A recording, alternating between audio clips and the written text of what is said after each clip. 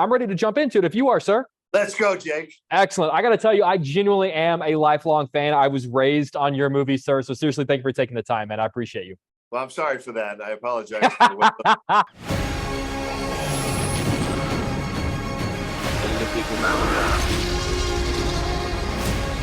Where we're going, we don't need roads. I want to start out talking about Bruce Arama, particularly because as a fan of yours and as a fan of the Evil Dead movies, it's just really great to see that you're so cool in embracing the role of Ash and the impact of these movies and the importance of the fans, because frankly, there are celebrities that don't like talking about iconic projects or past legendary roles. So I am curious, did you ever go through that period? Was there ever a moment where you didn't want anything to do with Evil Dead or with Ash? I did have a realization at one point that I am more stereotyped by fans than my own industry. Because within my own industry, I've been in a French film. I've played the King of Thieves, no blood. I played a cowboy, no blood. I played a spy on Burn Notice for 7 years, a little blood. But I've done so much stuff that had nothing to do with chainsaws or horror films, but not to my fans. Because there's not a guarantee that those fans are going to watch me in a Hallmark movie, even though I've done 2 of them now. So I'm sure there's Hallmark fans who go, oh, that old guy, I guess he did these weird movies years ago. So the fans don't necessarily cross-pollinate, that a Burn Notice fan probably is not a Evil Dead fan. Mm-hmm. There's no guarantee of that. So I find it interesting that people are like, hey, Bruce, have you done anything else? I'm like, yeah, but see, you're not going to watch it, see? So why even ask? Why do you even care? I mentioned growing up with you and your work, and I know it's weird. We don't often associate the horror genre with kids, but so many of us were introduced to the genre as kids. I was raised on movies like Evil Dead. Yes. Well, parents and siblings. For me, it was my sister who always got me into these movies. So I am so curious. Are you surprised at the amount of young fans you have, or fans who maybe say like, "Hey, I watched Evil Dead for the first time when I was 8"? Oh, I get a lot of that. Yeah, there's a lot of people saw it way too early. Siblings are all very often at fault for that. Parents are often at fault. But there's something kind of funny about people who introduce their kids to these movies. They understand how fake the Evil Dead movies are. So ridiculous. It's not torture porn, that was the ugly phase we went through a few years ago. It's so fantastical. It's nothing that would happen on the 6 o'clock news. Like, we have Evil Dead Rise coming, April 21st. That movie it's gonna freak you out. You're gonna dive under the seat, I can guarantee you. But that's the fun of it. You're going to watch that movie, and afterward, it's not going to haunt you. It's not about a serial killer. It's, this is the most crazy stuff you'll ever experience. And then you go, where's my car parked at the end of it? And you go on with your life. I'm glad you brought up Evil Dead Rise. I'm seeing it on Monday and interviewing the cast on Tuesday, a week from today. Wow, I'm sort of curious, what is a lesson you learned on the original Evil Dead back in 81? This still holds true for the actors of Evil Dead Rise, where it's a constant, nothing's changed over the last 40 years. The one thing that has not changed for actors is it's incredibly hard to make these movies. It's very, very painful and tedious to make these movies. It's very trying. And you can tell them that, but I tell them there's no point trying to tell you this. You're just going to have to experience yourself. But after this movie, every other movie you will ever do for the rest of your life will actually be easy, because this will be hard. And the one thing that we learned from these movies, the one consistent, is once the gnarly stuff starts, you can't stop. You got to just go, baby, go. And so this is 96 minutes with very little fat on it. It's pretty lean. Is it because of how much you guys have done and continue to do practically in camera? That's what I'm always amazed about with these films is how little, at least in my eyes, how little CGI, how little reliance there is on computers. Like, it seems like everything is done. It depends on how clever we are as filmmakers. And we give the current director their choice of how they want to do this. They set the tone. Fede Alvarez did Evil Dead 2013. What he did, his tone was very serious. He didn't want any winking at the camera. That wasn't his bag. We were like, okay, all right. And what he did, he liked the idea of a device cutting into an actual tube that was pressurized so that the blood would actually, you would not know where it goes. And so the digital that he used was to hide the tubes. That's the only thing he did, is he painted out the support system. So he only hid things. We don't like digital blood. Digital blood is for squares. It moves weird. It has a strange opaqueness to it. But if you have a pressurized tube and you're cutting into that, it could go into the camera. It could go into your face. You don't know, and that's the beauty of it. So that's how one director did it. Lee Cronin, again, it's a hybrid. It's a hybrid. You're hiding stuff. A lot of smoke and mirrors. There's a whole thing of possessed eyes when the demons get possessed. In the old days, it used to be just white contact lenses that were hard lenses, horrible lenses to put in your eyes, like shoving Tupperware in your eye. And now they can do so much cool digital stuff. They have these layers that you can make them bloodier. You can change the color. You can make them milky. I mean, the way they layer these effects. So we'd sit there and go, okay, that's a little too like Rihanna. That's a little too exotic. Let's pollute those eyes more. And so they would dial in like more blood or something, more veins.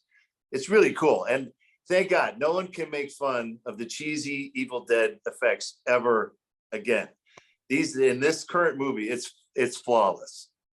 I gotta say, I love the effects from the original trilogy. I that's what I was raised. I mean, I loved that stuff. So well, it's the joy of fighting with the army that you got. Exactly. And that we had in 1979, we used garden hoses that spewed it, and sometimes you saw the hose. Okay, sorry, George Lucas, we're not going to go back. We're going to live with it, George, because that's a time capsule, is what that is. I appreciate that. I'm going to read a sentence to you and have you not necessarily tell me what it means, but tell me if there's any update. And that sentence is hit the gym lardass. Any update on any particular text message that you may have gotten recently?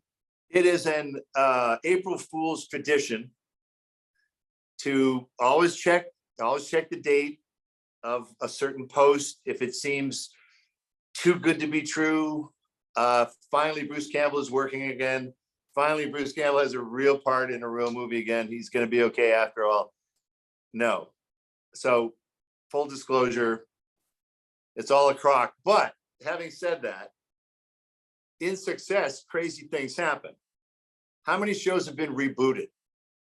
So we're about ready to reboot Burn Notice. You know, I mean, it's been around, it's been gone long enough that you can start thinking of that. So you still have Jane Levy. She didn't die from the previous one. Our heroine from this one escapes, and Ash is still around. So you could eventually do a crazy quilt tie-in if in success. Now, look, if this movie lays an egg, you and I have nothing to talk about. I'll go back to my little home in Oregon and, go back to sitting on my back porch. But in success, it'll keep it alive. And our fans are really, I have to say, I don't think there's anyone like them, like the Evil Dead fans. They show up. They won't show up for everything. But this one, I think they can smell it. They can smell, they're ready for this one. Well, correct me if I'm wrong. Wasn't this supposed to be go straight to HBO Max, and the audience reaction was so strong that they said, well, we got to put it in theater? I mean, that tells you everything you need to know. It tells a lot. When we first previewed an unfinished movie, we got a certain rating, which was not great, not bad. We finished the movie and we talked them into another screening. Like, come on, man, the movie's so much better now. It's got the real score, the real effects. And the number jumped up so high that Warner's was like, oh, okay, we changed our mind. And big credit to them, because they had told us early on, pandemic, we don't know if theaters are going to open again. We got to stream. We were prepared to deal with it. But I'm really gratified because I'm a producer, so I have to say this. It deserves a big screen presentation. When you watch it on the big screen, it has such an impact. I saw it with a packed theater at South by Southwest. And only comedies are the only other thing that can get an audience riled up like that. And this movie it's going to rile them up bad. Well, please take that. I hope you take this as, and I don't know if I'm allowed to say it, but I'm going to say it anyway. Like, they're not doing digital screeners of this movie. Those of us that are doing the junket and are covering the film, we're seeing it in the theater. They have said no screeners. You're not going to watch it at home. You're seeing it on the big screen, which I honestly am grateful for. I'm totally grateful for that, because the easier thing would have been to do that. It's harder to enforce this. And look, they know the fans. They're supporting our tour, that we have the best swag for the winner of Last Man Standing. It's an enormous Evil Dead book, the Book of the Dead, full of stuff. There's a rolled up bloody footprint bath mat. It's got bloody footprints. Yes. There's a blood bath bomb. You can take a blood bath. It's got the cheese grater, mom's leg weenie. I'll tell you, man, they really stepped up. And so it's easy to complain about studios because they're very set in their ways. But when they get behind you, like, they know the fans, they're doing screenings. They did a screening at a convention I went to. And the only way you could get in is if you got tickets to that convention. So they made the connection. These fans matter. They exist. They're real. Do not ignore them. And if you don't ignore them, they will reward you handsomely. I love that. First, I'm hoping that they're going to show up, because I think it's time.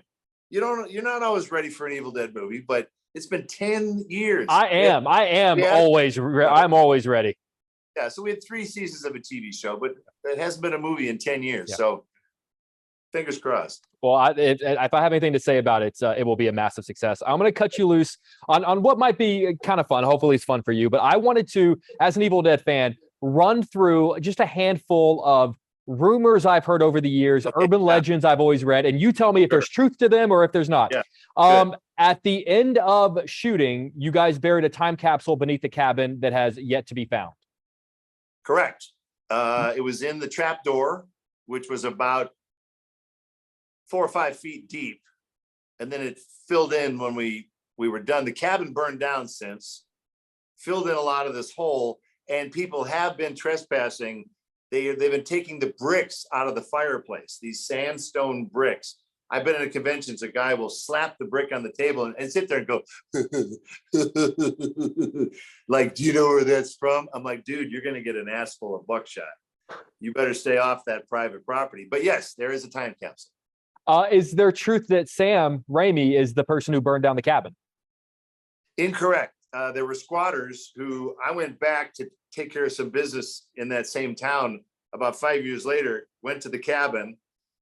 Someone had been building a fire in the main room on the wooden floor. So someone had already kind of practiced, being indiscriminate with that. And then finally someone achieved the job. It burned down. Not sure how. Wow, that's a shame. That there's the legend that your shirt became so soaked with fake blood that at some point it eventually solidified and physically broke. Yeah, I put it on after we laid it over a kerosene heater because it was too gross and we wanted to dry it out. So we laid it on there and it became peanut brittle. And I put the sleeve on and I broke the arm. Oh, man, this is just too low budget. At the end of shooting every day, you were so soaked in blood, you had to be driven from the set in the back of a pickup truck. Yeah, and it was really fun shooting in the Bible Belt on a Sunday morning, coming back home. Kids are coming out to get in the station wagon to go to church. And here's this serial killer covered in blood on the back of a van, and I'm trying to be cheery. Hey guys, good morning, BP. Like, it's okay, it's nothing wrong. And these kids are like, so then I'd get in the shower fully clothed. Wow. I could not remove it because I would rip the hair off my body. So time and heat was your friend. And you just sit there. And then eventually you would loosen up and get completely gross and disgusting. Then you could take it off like a wet bathing suit. Amazing. 2 more and I'll cut you loose. The legend that a cameraman once slipped, hit you with his camera and knocked out a couple of your teeth. No, the real rumor was that the last shot of Evil Dead was accomplished by Sam Raimi riding a motorcycle with the camera mounted on it. And the only way to get the shot was to actually run into me. So that's what we did. Oh, shit. Last one. There was a scene that required you guys to smoke weed. And you guys actually smoked, and it ended up being unusable because you guys were laughing too much. Correct. First time I ever smoked marijuana was on film for that movie. We bugged the local guy. Gary was our connection down there. We said, Gary, we need moonshine because we know you know how to get it. And we need some reefer because we know that you Tennessee boys smoke your reefer. So we need both. So he got it.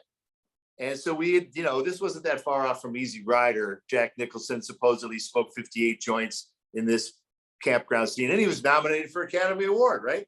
So we thought, let's try it. Let's be renegades. So we passed this joint around. And I had never smoked. And I got higher than high. I got like psychedelic high.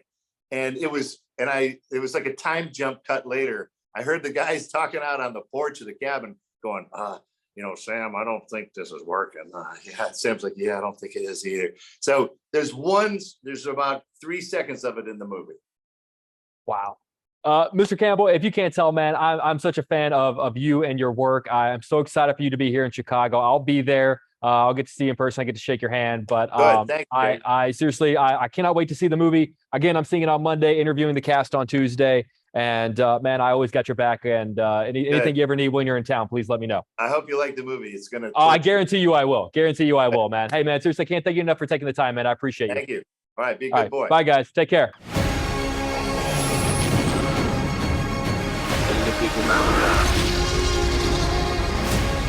Where we're going, we don't need roads.